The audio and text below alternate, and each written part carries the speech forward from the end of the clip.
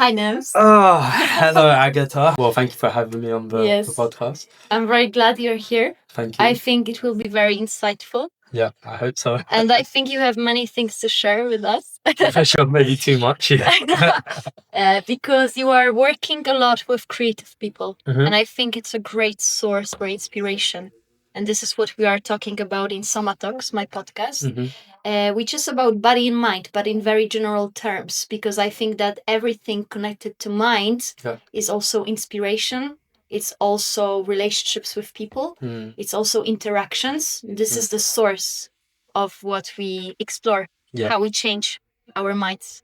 So I was thinking of you before this episode and I thought of confidence. Like automatically, I know you are working with people on confidence. You are a content creator. You can share with us a bit your background so that the listeners also know you better. Yeah. And basically, let's start with that. Where are you in your life? What you're doing? The main insights. Yeah, thank you for sharing. So originally from London, moved to Barcelona 7 years ago now.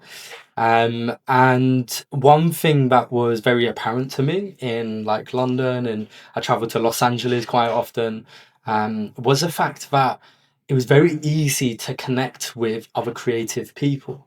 But I realized in Barcelona, maybe because for a large part of my life I was working in sales, it was very difficult for me to seep into the creative industry, let's say. So I was always I've been creating content, and I'm a big fanatic about art and photography, videography. So even back in London, I was always doing videos with friends and whatnot.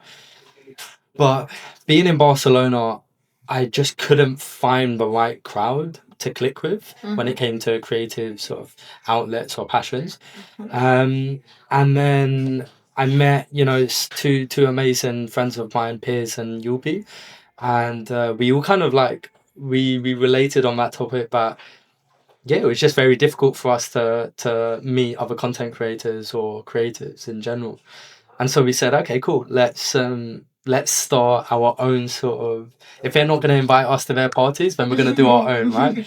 So we started BCN Creators on the 5th of January 2025.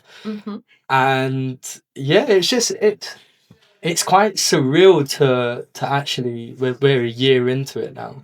And it's quite surreal to see the amount of progression that we've been able to make, not only with ourselves, but with people as well.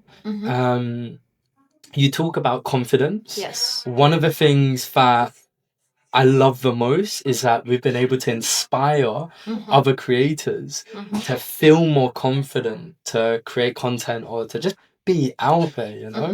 We've done loads of events, and on occasion, like you'll see somebody standing by themselves or sitting by themselves. And the main aim of the game for us is to try and get that person to speak to every single person in the room, and needs to leave with at least somebody's Instagram or phone number to connect afterwards, because our motto is create, connect, and collaborate. So those are the 3 C's that we stick by. I'm gonna have to slip confidence in there eventually. But yeah, I that's a bit of a long-winded version, but I hope that kind of explains. Yeah. Of course. And you mentioned something very interesting, like those people who stand alone on a party. I think it's very common among creators because many of them are artists, many of them are very sensitive people. Yeah. So they are not always crazy social. For sure. That's why they sometimes need this spark to go to people, share their ideas, and get some inspiration and share something that can inspire others. So I think it's a key. But also here we are talking about two basically contrary things: sensitivity and confidence. Sometimes people perceive them as something contrary. Yeah. What is your opinion on that? Yeah, that's a great point, to be fair. I think it's difficult because we all look to somebody for inspiration when it comes to a artistic sort of creative pardon me, sorry, we look to others to see something of ourselves in them, or vice versa, something we take from others to see in ourselves, right? So you can take any sort of artist. I love people like Basquiat, for example. So I love to see the confidence in someone enjoying the form of art, and trying to implement that in my own way of, like, I know it's just content creation and I know it's just videos that we're making, but I think it can go a lot deeper than that. I love what I do. Like, I genuinely love what I do, because I get to look back on memories with friends and family and just all types of characters that I've met in my life. And I get to look back at these memories and smile. And that's what gives me the confidence to carry on doing what I get to do. Yeah.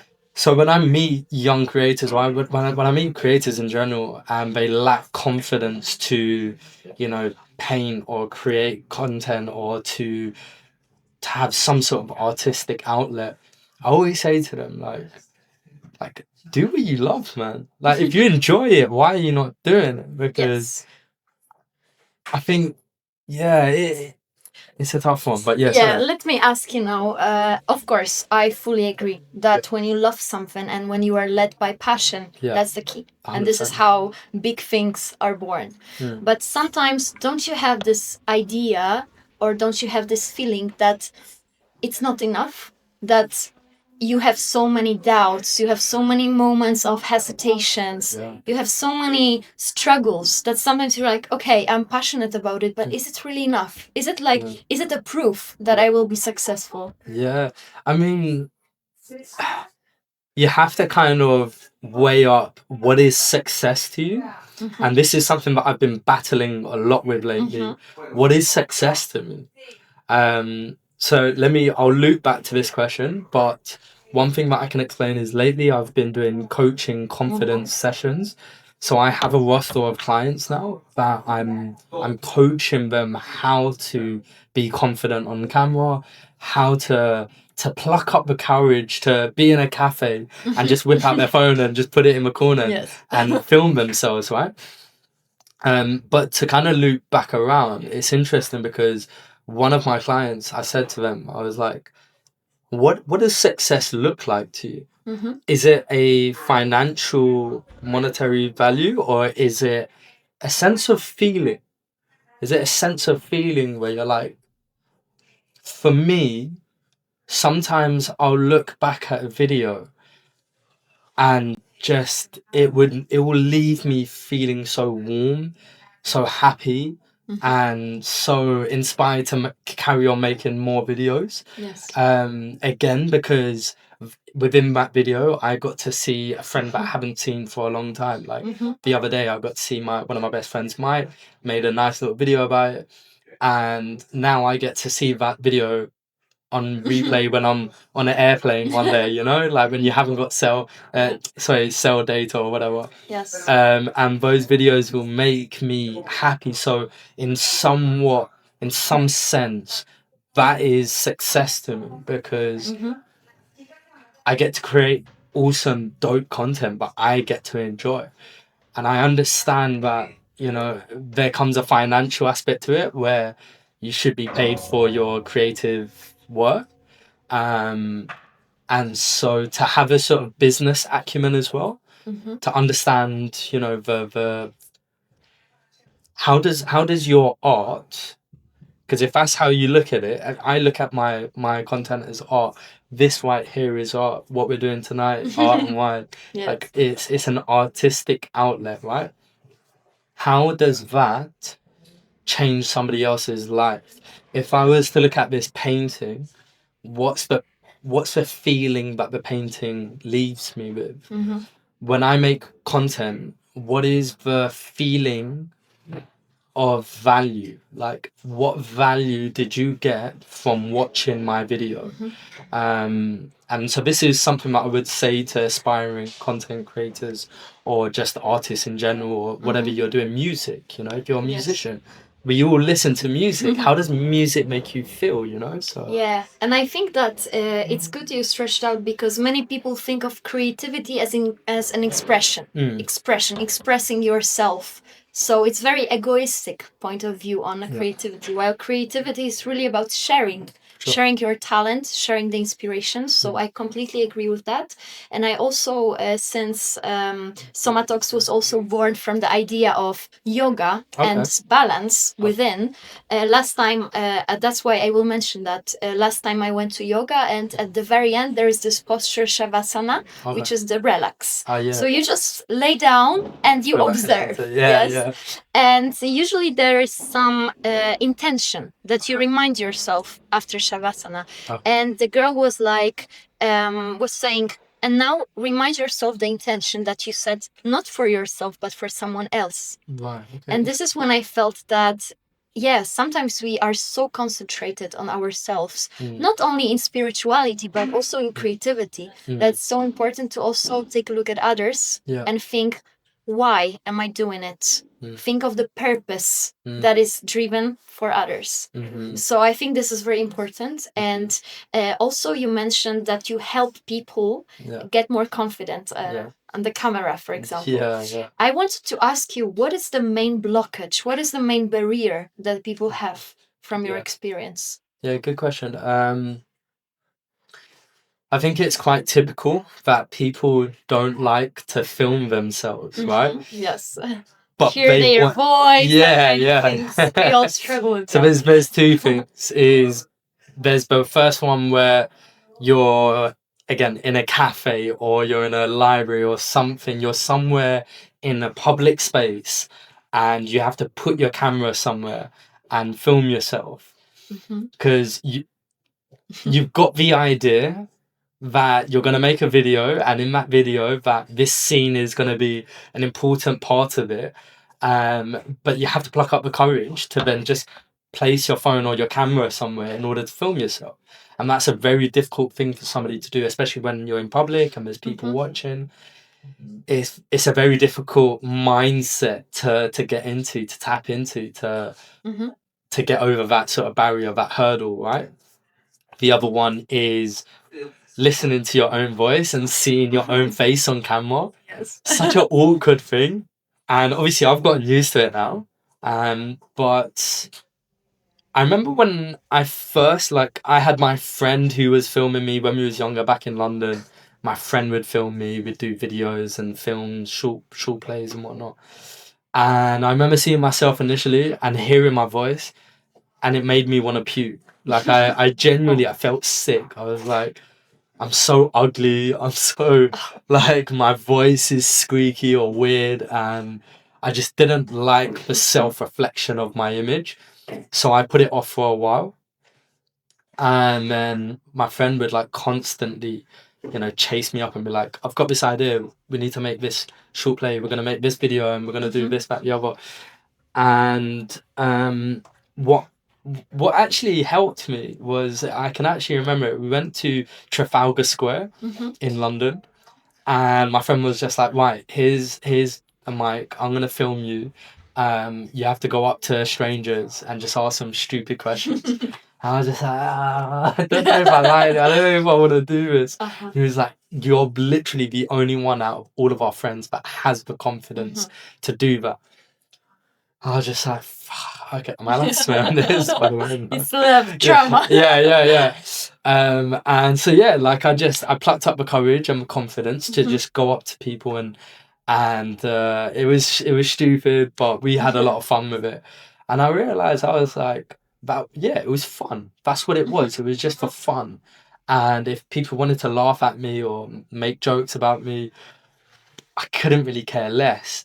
And that seeped into my life now, to the point where I can just, be anywhere with anyone, and just without my camera or on my phone, and I can also just talk to people. But yeah. And I think this is exactly the pure example of confidence. Yeah. That you lost this feeling of, self-judgment, of hating yourself, of feeling cringe with yourself. Yeah. I think this is the pure confidence, that this self-love that you develop to yourself through repetition, through breaking the barriers that your mind had before. We don't know why. Sometimes we just develop it, maybe through the comparisons, because I think we live in the comparison culture. And I think it's also a question how to deal with fostering your confidence in such a strong culture of comparisons. How to do that? Nice. What would be your It's valid. answer for that? No, I would probably say that. So, somebody I used to date, she was Swedish, and she said something to me, and I didn't realize it was even a thing, but she was like, in Sweden or in like Nordic sort of countries, doing this sort of stuff is like a no-no. Like you don't film yourself, you don't act flashy, you don't you're not going to be in a public space and start filming yourself. Like it's such a weird thing to do. It's not right, it's not good. And like we don't do that sort of stuff. So when she would see me doing it, I think she felt embarrassed sometimes. But I had to get over that barrier of her being embarrassed for me. I was like, fuck her. Like I need to do it. So I'm gonna do it anyway, right? But I think it's ingrained in us to be normal, right? It's ingrained in us to be, by the book and not weirdos and not like cutting the edge a little bit. We're supposed to all be the same somehow. I want to break that, and I think a lot of artists do. Of course. That's a part of the sort of culture of an artist to break that mold, to break that barrier of being afraid to be different. Maybe that's why you are so attracted to this creators culture, to these kinds of communities, because they break those stereotypes, break those barriers. But also, you mentioned something interesting about being normal. I also feel that in those cultures that we are talking about, in those communities, there is another kind of pressure. Actually, the pressure to be confident, or at least to look confident. And it's not always honest. Sometimes it's very fake. Sometimes content of such creators is not as valuable as it could be if they were more authentic. Why do you think? Why they don't let themselves be authentic? Why they avoid this reflection that, hey, why actually I push myself so hard to look confident? Why I cannot be vulnerable? It's a good question. Even for myself, I realized that I wanted to get my most authentic character out on camera. And in order to do so, I couldn't be nonchalant, and in doing so, maybe I chased away a lot of girls, or I chased away a lot of, whatever. But I needed to reach out to an audience that can relate to my most authentic self. And in order to do so, sometimes you do need to be vulnerable, and you need to be like I've shared a lot of my life on social media now, like some very highly vulnerable moments, some sad stories, some happy stories, whatever it be. But in order to do so, I've done it so that I could relate to an audience that feels the same. And I think for some creators, they're scared to be vulnerable because you're showing a different side of you that you don't want either the opposite sex or a recruiter, or that was one of the tough ones for me. Like I feel like I'm still struggling now because of some of my videos.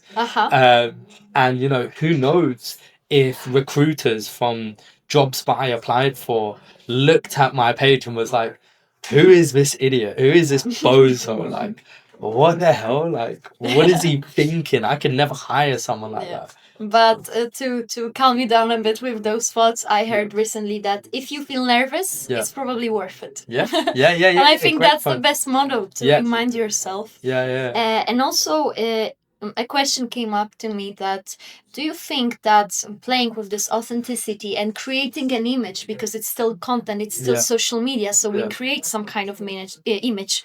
Do people really stop to feel fearful at some point? Do they stop caring about what others say or think, or they still feel it and they just ignore it, let's say? That's they really just ignore good. the feeling. That's what I mean. Yeah, it's interesting. I think I can only speak from my point, but I have got to a point now where I don't really care what I don't really care what people are thinking or saying of me anymore, because you kind of have to just drive forward, and in order to do so, sometimes you have to block out the noise, and that could be from like close friends, that could be from family, that could be from like someone you're potentially dating or want to date or whatever.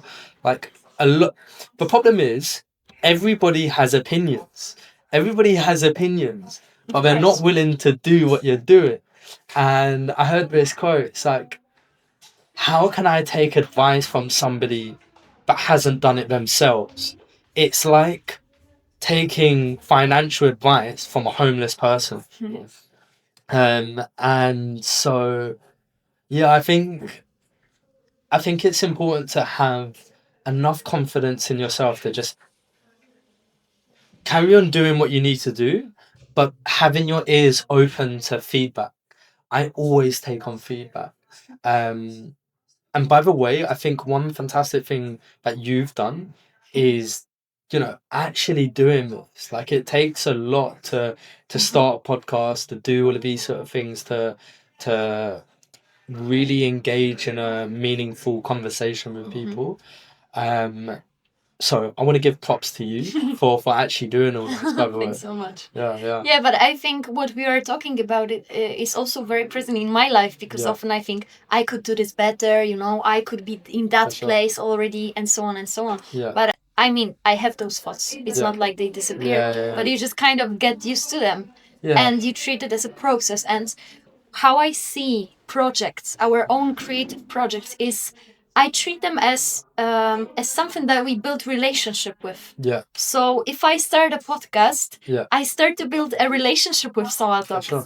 I learn with SOMAtalks. I learn what is needed to create SOMAtalks. I learn what people like. I learn how to do that. So it's better to start the process and go, because once you start, like, it all changes, because it's not only in your mind anymore. And it can be stuck in your mind for ages, for forever. And that's why we are talking about confidence, because what makes those great ideas stuck in head, in your mind, is the lack of confidence, basically.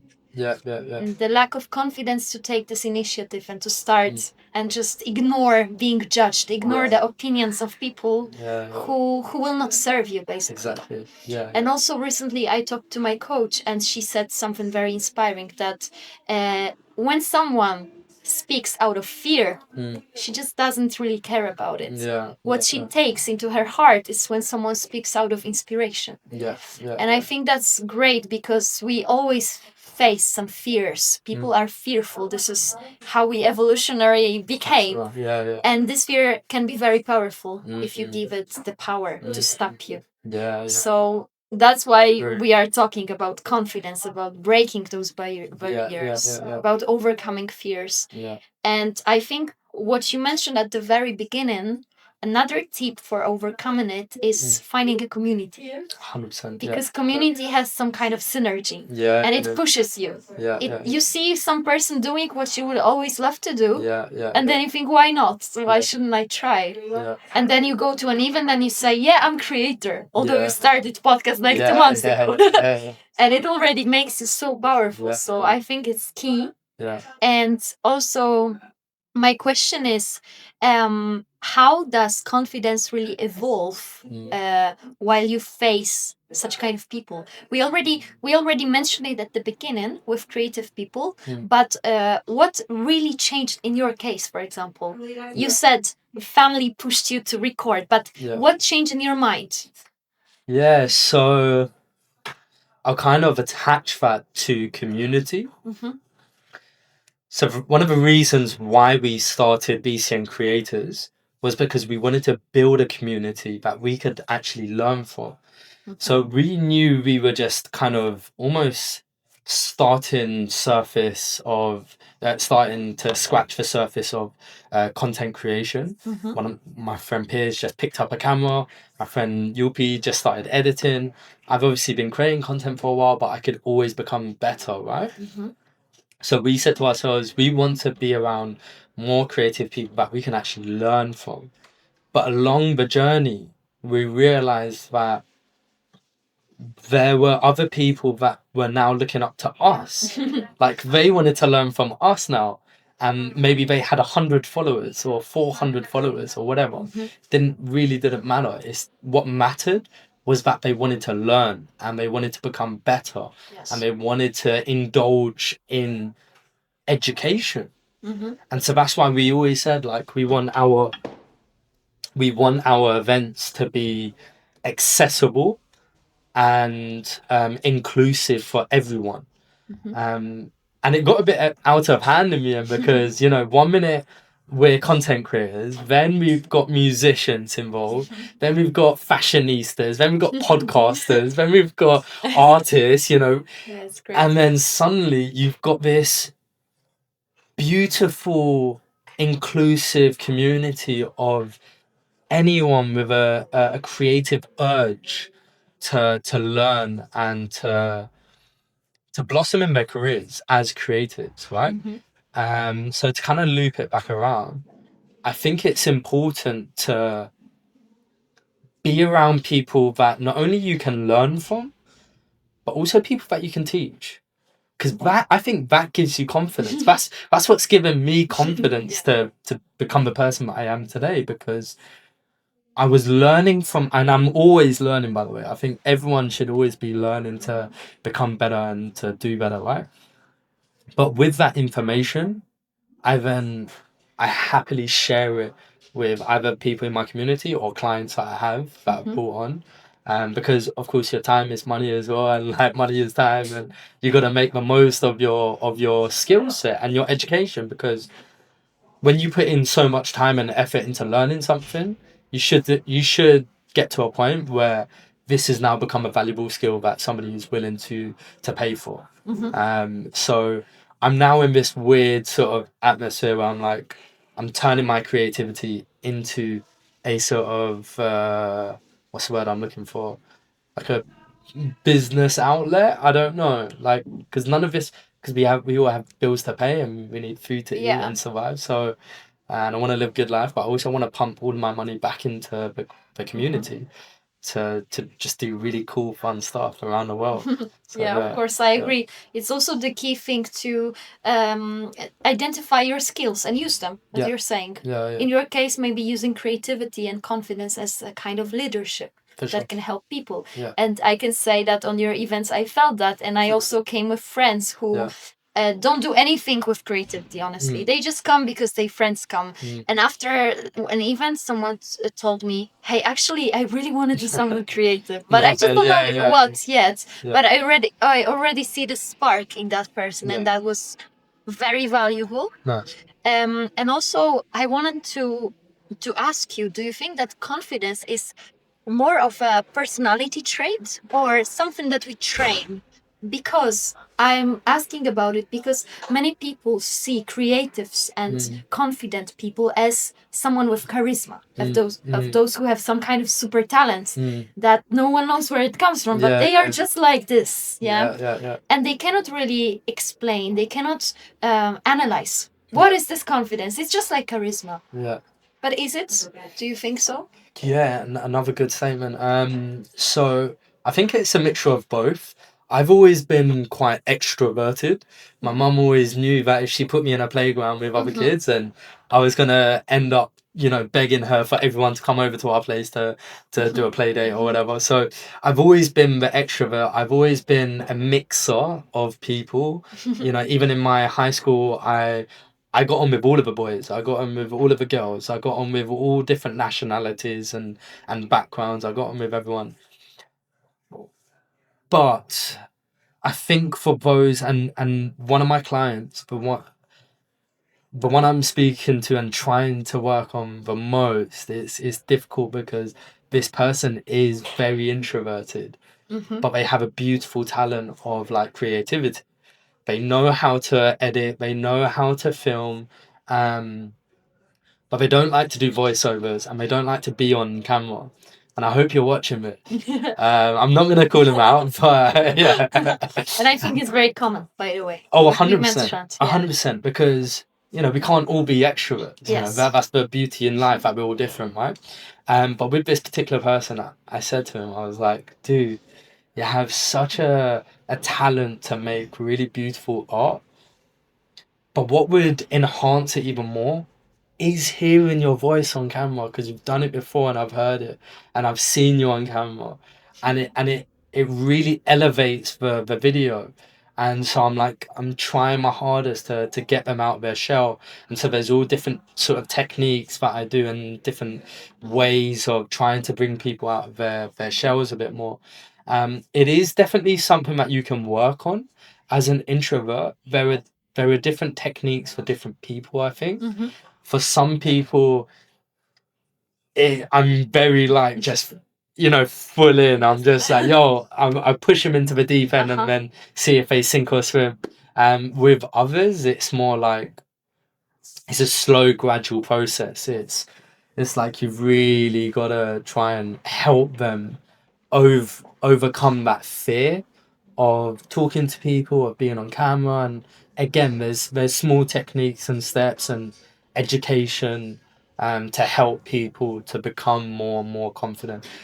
But when you see that in somebody, I imagine I kind of sense that in you a little bit. Yes. I think you may have been a little bit introverted in a past past tense, but I think you're on your journey of understanding yourself more and also coming out of your shell a little bit more. Yeah. The good thing about you is that you kind of like, you can perceive confidence, right? With me, I'm just a chatterbox, so it just like, it's like verbal vomit, so it just comes out. But for you, I can see that your words and what you're saying is all, what's the word I'm looking for? It's like you've put thought and process into it, because you don't want to either say anything wrong, or you don't want to, I don't know. I'm not your coach, so I can't say. But what I do know is that you have it in you to be confident.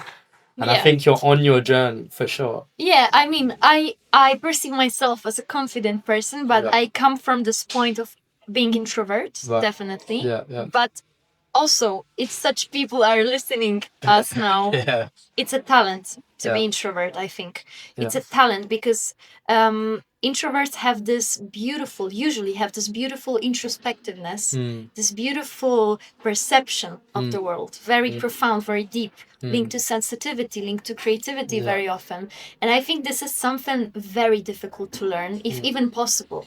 While confidence is something that you can train every day, as you said, through repetitiveness, through action. So I think it's much easier to develop this external part, this confidence, this extrovert part, rather than developing this internal part. For sure. Do you know, I think you're so right. And the reason why I think you're right about that is because it's something that I'm now having to learn. Having clients is, so I always knew this in sales anyway, is that during your conversation, it should be 80% listening and 20% speaking.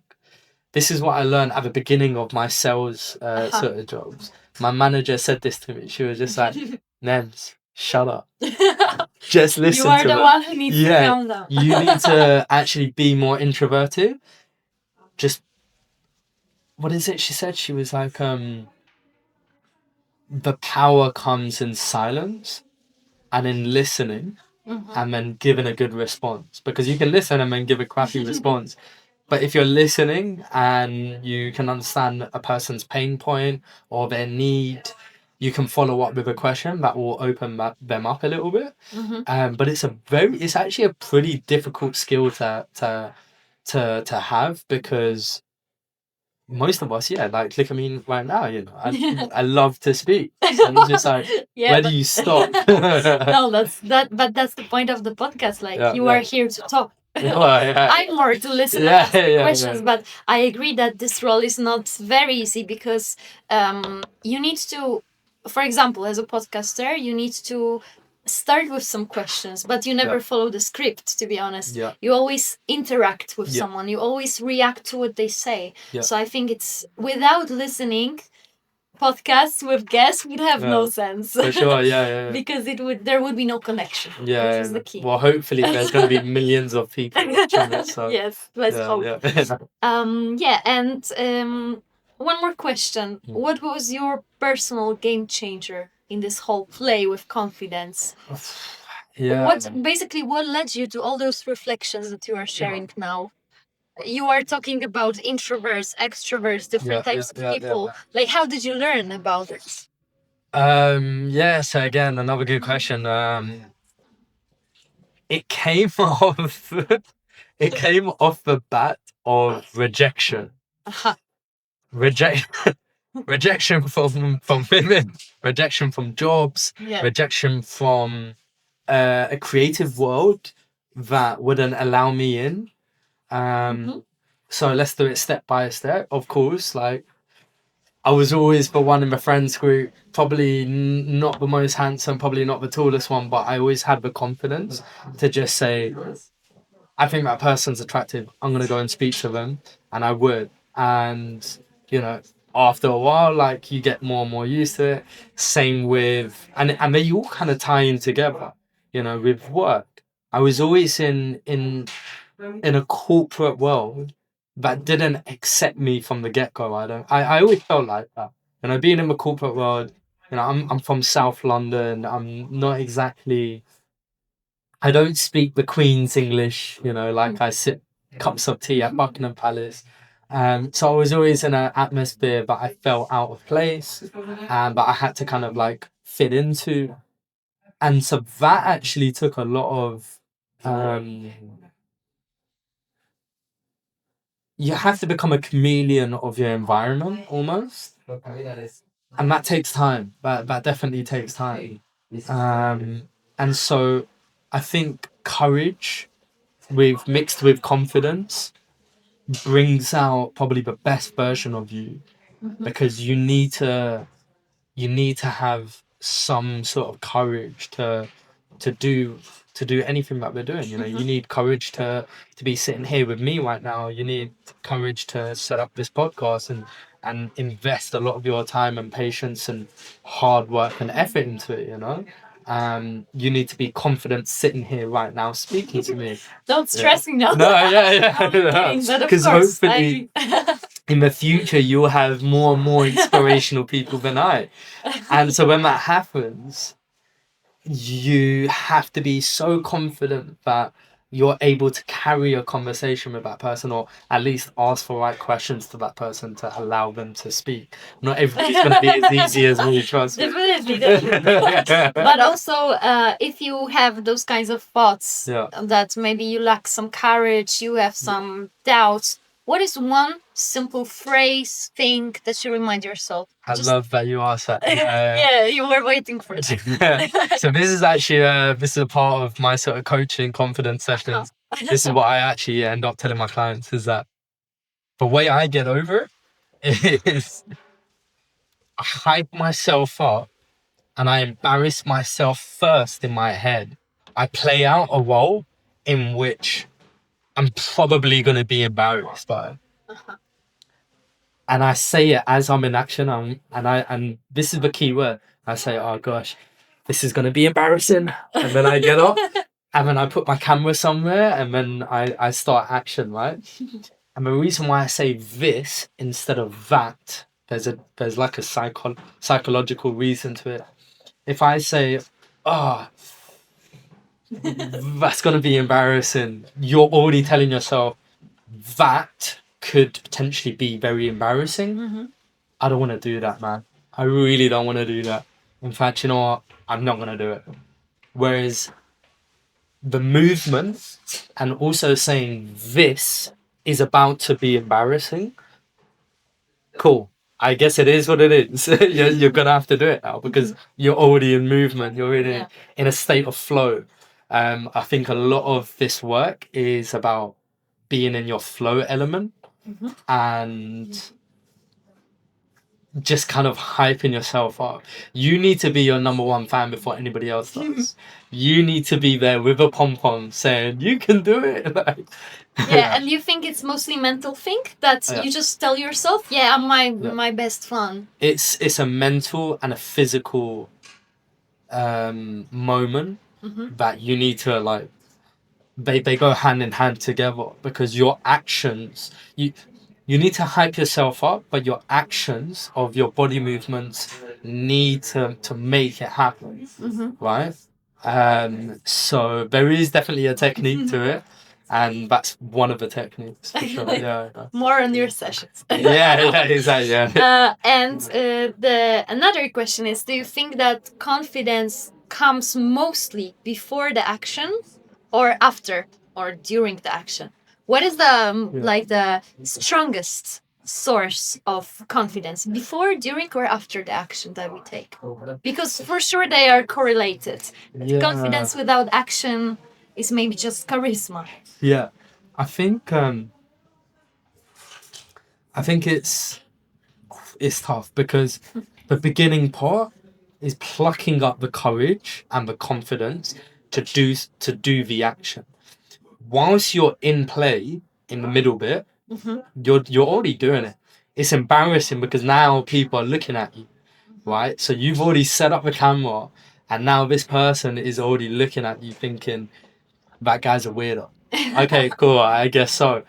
And then one of the worst parts is the end part when you've got to go over and you've got to awkwardly pick up your phone and hit the record button, kind of go back to your seat, and you kind of look up and people are looking at you, and you're just like, is this all worth it? But it is, because the best part is when you get to edit that video and you become so thankful that you took that scene, because now it fits perfectly into play of the story you're going to tell. So yeah, I don't know if that answered.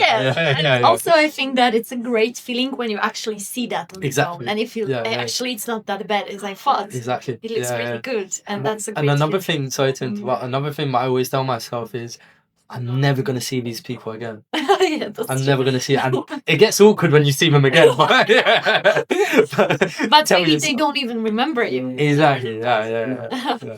So what was the most embarrassing moment as a content creator, if you want to share? Yeah. It's a good question. Maybe you are already used to that. Yeah. Remember. Do you know what? It's not so much embarrassing, I would say. It was just one of the times where I felt kind of nervous. And that's when we first started BCN Creators, and I started to have to do almost like public speaking. And in my head, I'm so confident that like I can get up and so it's actually one of my goals to do public speaking in either by this year or in the next year. I need to stand in front of 100 or 100,000 people and tell them, like, you know, you can do this. I want to be able to inspire people, right? So like almost going all the way back, like I think inspiration is key to what we're doing at BCN Creators, because we're all doing it to each other. That's the most beautiful thing, is that everyone is inspiring somebody else. The girls that are doing the art and wine session today, they probably don't even know it, but there might be someone who wants to get into art and start painting, but they've never really known how to fully, or they need the confidence to. That's what the girls are here to do today, and to help with that.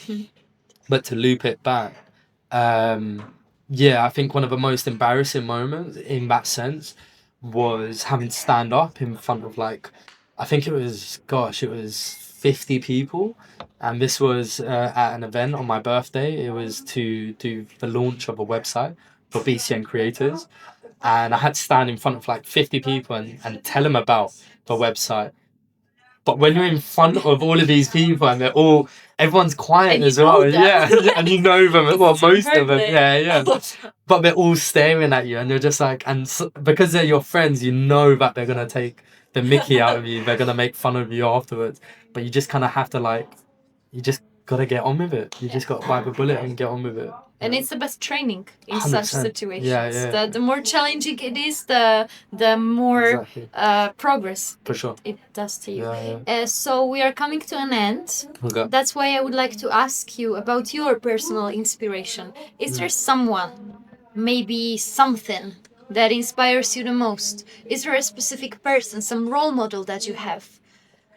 Basically, this question is about for those people who are listening to us, where to find inspiration for confidence. What would you recommend? That's a very difficult question for me because I have so many people that I look up to for inspiration. And it's interesting you asked this question because I was thinking about this the other night. It almost feels unfair how blessed I am to have the people I have around me, whether they're family or they're friends. Literally, I was on the phone to two of my friends, Jamal McMahon and David Crone, the other day. Those two, just in general, give me so much confidence and inspiration. I was on the phone late with my cousin the other night. He's one of my biggest inspirations, Sam Al-Basit. He's a coach for the LA Galaxy and he coaches children. And to see him when he flew me out to Los Angeles to film content for him and his business, and just the way he is, the way his demeanor is, the way he carries himself, how professional he is, and how he runs a business, like it's very inspiring to see. And most of all, like my mum, my nan. And my nan passed away, but she was just, no, it is what it is. But she was one of the biggest inspirations to me, whether it was to do with cooking or to be as a person in general. My mum gives me confidence every day. You know, she always tells me to believe in myself and to just be me. So it's very difficult to like hone in on specific profiles. Like if you was to look into the content world, you could say someone like Simon Sinek, Stephen Bartlett. One of my biggest inspirations, sorry to ramble on, Bob Marley. You know, so there's so many inspirational people that I could call out, but it's like to just hone in on one person is impossible for me because I think we take pieces of what we like from everyone we like, right? So, yeah. I think that we can take inspiration from nearly everybody. And it's a skill to find this inspiration. It's not that these people are magical, special, very, very unique, perfect. It's about us that we, as you mentioned in this episode, mirroring. We kind of look for in them what we want. Exactly. And this is also a skill. For sure, 100%. I hope that our listeners will also. I hope you guys learn a lot today. Okay, it was incredible to have you. Thank you very much. I really enjoyed this talk. Yeah, this was amazing. Yeah, thank you. Yeah, I think we shared a lot of valuable insights for everyone, and hopefully we inspired someone as well. 100%. 100%. Thank you again. Thank you. Peace out. All right, well done. Yeah.